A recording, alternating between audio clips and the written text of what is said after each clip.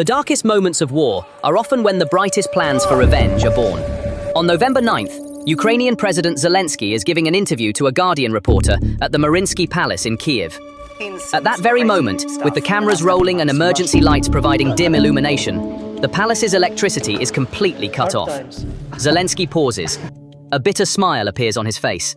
He turns to the reporter and in that moment sums up the reality experienced by millions of Ukrainians in a single sentence. These are our normal living conditions. This ironic moment, this bitter smile, was a direct result of what had happened just the day before.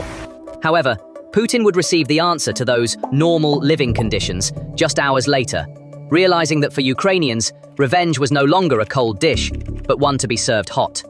There was no more waiting or warning, only an equal reaction, because millions of Ukrainians were facing the threat of freezing in one of the most brutal energy attacks of the war, launched by Russia on November 7th to 8th. We are talking about more than 450 UAVs and over 45 missiles. The situation was so dire that Ukraine's state energy company, Centrenergo, made a shocking statement. Our production capacity has now dropped to zero. Look at these terrifying images from November 8th and 9th. 3 people were killed and 12 injured when a Russian-made unmanned aerial vehicle, UAV, crashed into a 9-story apartment building in the central Ukrainian city of Dnipro. The video captured the moment the UAV fell in the dark. Ukrainian President Volodymyr Zelensky said on Saturday night that 9 Ukrainian regions had been attacked. According to Ukrainian local authorities, at least 15 civilians were killed in Russian attacks over the weekend. This was the true face of Russia's attacks on Ukraine's civilian infrastructure and, more importantly, on civilian apartment buildings. In the middle of the 21st century, people in a European capital were facing the threat of freezing. Frequent power outages forced Ukrainians to adapt. Diesel generators became widespread across the country, and people grew accustomed to planning their lives around scheduled blackouts. Ukrainians could only use electricity in their homes for 4 to 5 hours and at limited levels. Many families now schedule cooking and homework times around power outages, and elderly people do not leave their homes because they cannot access elevators. Living at home felt like camping in a closed space, with a portable gas stove for boiling water and a power bank for charging small devices. But with one difference: the risk of freezing and the constant threat of missiles. The situation in Ukraine was truly dire at the time. However, it was not worse than the winter of 2022, and the Ukrainians were mentally prepared. Their minds, tempered by suffering, had developed resilience against the cold, and what kept them standing was their unwavering resolve over the past 4 years. It was their belief in homeland and freedom. That night, Russia struck a bioenergy plant in Chernihiv for the first time. This was a deliberate, symbolic attack on Ukraine's renewable, modern energy infrastructure, which it was striving to maintain despite the war. The message was clear: I will destroy your future too. At first, the outcome was exactly what Putin wanted. Millions of Ukrainians were left facing the first freezing cold of winter. The capital Kiev experienced 10 to 12-hour power outages, and right in the middle of that darkness, on November 9th, one of the most ironic moments of the war occurred. We're talking about President Zelensky giving an interview to The Guardian at the Mariinsky Palace when the power went out. The reporter was very surprised, but Zelensky showed no panic or surprise. This is our normal living conditions. In fact, this summed up everything to Europe and the world. If Putin had seen that bitter smile in that dark palace, he might have thought he had won a victory. But he was wrong. That bitter smile was not an expression of defeat, but a vow of revenge. Just hours later, Putin received the answer to those normal living conditions. Ukraine launched a massive and highly coordinated attack on Russian energy infrastructure from Voronezh to Taganrog, from Oryol to Crimea. Within a 48-hour window, the cumulative effect of the attacks and outages left over 1 million Russian civilians directly exposed to the risk of freezing, darkness, and chaos. The boomerang Putin had thrown had returned to the Kremlin at terrifying speed. The operations center was Voronezh, an industrial city with a population of 1 million. Residents heard violent explosions.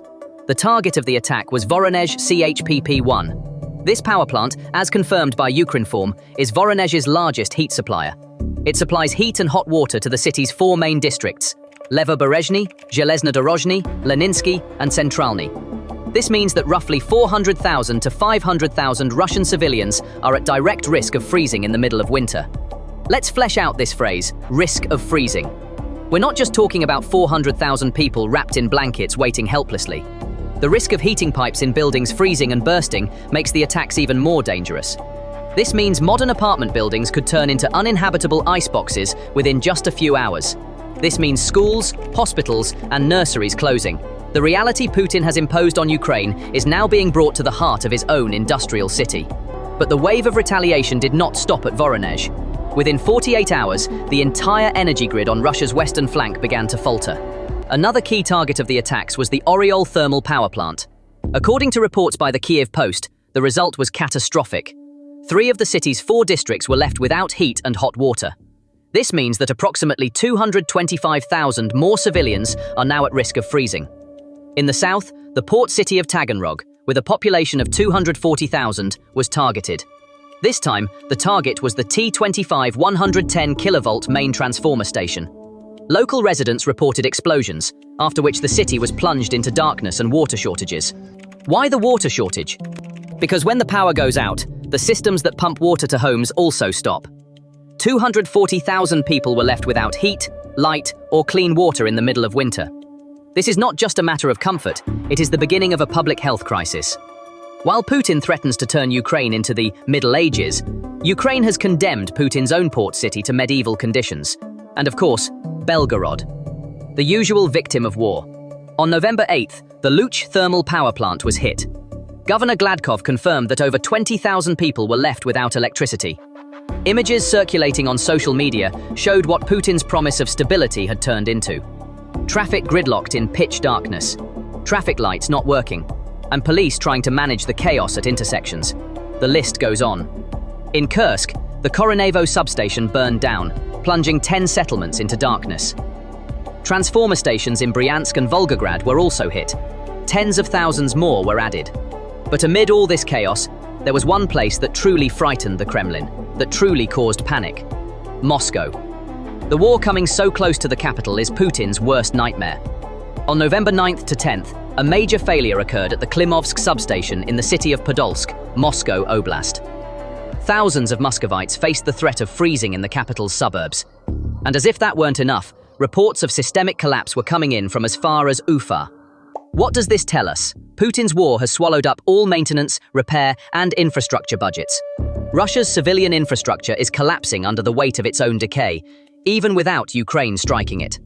Putin is showing his own people the truth. The war is not only in Ukraine.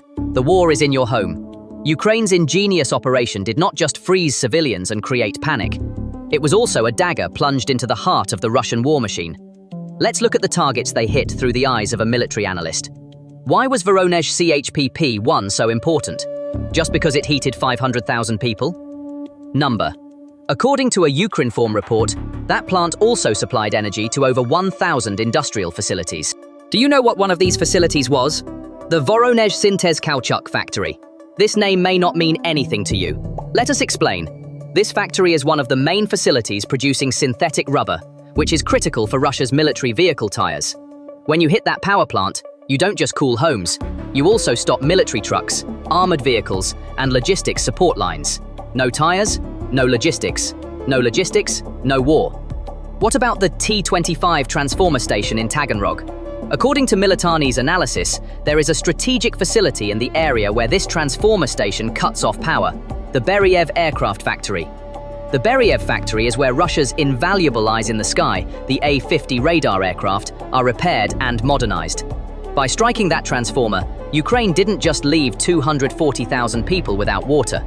It also blinded Putin's billion-dollar A-50 fleet. This is a 3-tiered strategy. By freezing over 1 million Russians, the war is brought to their homes, triggering civilian panic. By halting critical rubber and aircraft factories for the war effort, an industrial blow is struck. By cutting off the main supply routes to the front, a logistical breakdown occurs. This is a brilliant response to the barbaric energy terrorism initiated by Putin. So, what did official Russian agencies like TASS and RBC say about this response? Technical malfunction. Whenever you hear the words technical malfunction or accident in a smoking area, know that the Kremlin is trying to cover something up. And the truth, once again, leaked from local reports. An explosion was heard just before the outage. This shows that they are trying to hide the attack as an accident, attempting to prevent panic from reaching the capital. Putin may not care about the 500,000 people in Voronezh, but the elite and middle class in Moscow freezing, that is a reality that threatens his power. Despite these realities, the Kremlin wing continues with its lies. When Ukraine pressed the button, Russian air defense systems were virtually paralyzed. The Bryansk governor claimed they had intercepted a massive swarm of 43 UAVs. This was typical Kremlin propaganda. What actually happened was that Ukraine used a decoy tactic to lock down Russian air defenses. The real targets were elsewhere. The main focus was the strategic industrial city of Voronezh. What were the Kremlin's initial statements? The falling debris caused a small fire. The OSINT data and images from the field we have expose the Kremlin's lie. The evidence clearly shows that there was no such thing as a falling piece, but rather 3 specific missile strikes on the Voronezh combined heat and power plant. Let's examine the images. First hit. Boiler unit number 1. This is the heart of the facility. Second hit. Building foundation, targeting the structural integrity of the facility.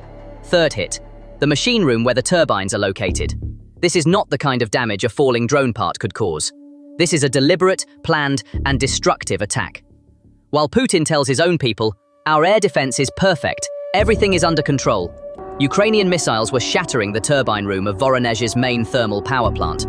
The Russian people see the truth in these open-source intelligence images, not on Putin's television channels. And it wasn't just Voronezh. In Oriol, another thermal power plant was hit. The statements of the local people are very critical. They reported hearing jet engine sounds. This sound is not that of a slow-flying UAV. This is the sound of high-value munitions, likely a Neptune missile or a similar cruise missile. Ukraine is now striking deep into Russia's territory, not just with old Soviet drones, but with serious munitions. So, why did all this happen? Kremlin propaganda is now crying out that Ukraine is targeting civilians. But let's not forget who threw that boomerang. To understand what caused all this Russian tragedy, let's go back to the morning of November 7th to 8th. Putin launched an Armageddon attack with over 450 UAVs and 45 missiles. Ukrainian Foreign Minister Andriy Sybiha revealed a horrifying truth after that attack. Russia deliberately targeted the transformer stations supplying power to the Khmelnytsky and Rivne nuclear power plants. Sybiha said that these were not accidental but well-planned attacks. Russia is deliberately jeopardizing nuclear safety in Europe. That was Putin's plan. When you can't win on the battlefield, target civilians, even risking a nuclear disaster. Freeze millions of Ukrainians, discipline them with cold. He still hasn't grasped that this war is no longer a unilateral operation, that every action will have an immediate and symmetrical response. What we are witnessing today is a new phase of the war. The rules have changed.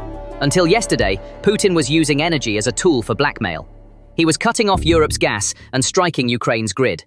This was unilateral cruelty. Today, this unilateralism is over. Ukraine is saying, if you strike my Centrenergo, I will strike your Voronezh CHPP1. If you threaten my nuclear power plants, I will shut down your A-50 factories.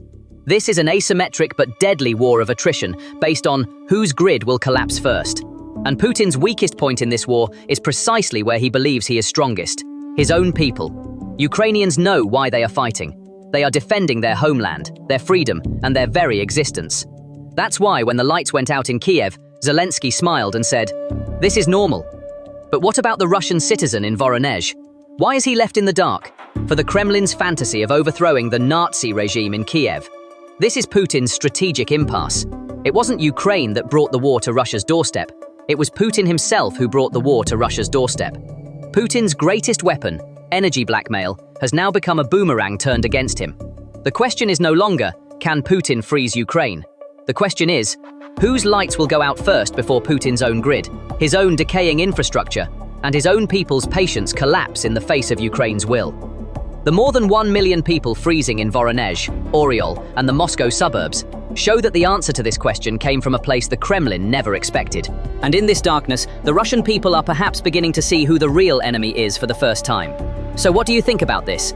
Has Putin's energy terror strategy backfired by targeting his own cities? Please share your thoughts in the comments. To stay updated on new videos, please subscribe to our channel and turn on notifications. Thank you for choosing us.